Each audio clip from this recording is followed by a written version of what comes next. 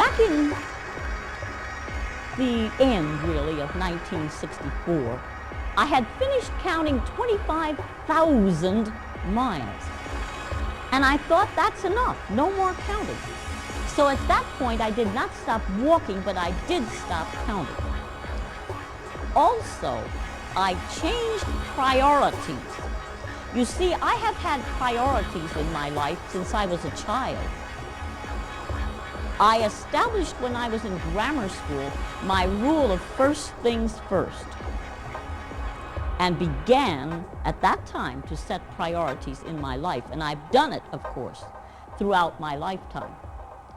So when I started my pilgrimage, my priorities were walking first, then speaking, then answering mail. But as soon as I stopped counting, I switched priorities, and my priorities became speaking first, then answering mail, and then walking. And those are my priorities today. Now, a pilgrim has no visible means of support, and so I have no money, and I don't accept any money. And I belong to no organization. There is no organizational backing behind me, and all I own is what I wear and the few things I carry in my little pockets.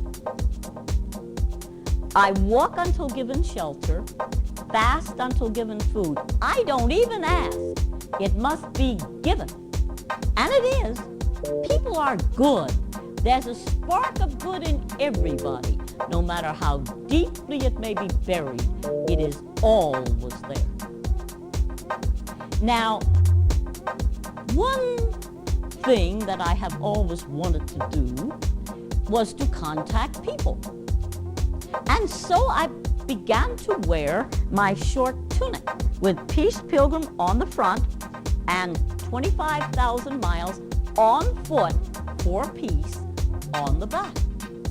It makes my contacts for me in the kindest way, in the most effective way.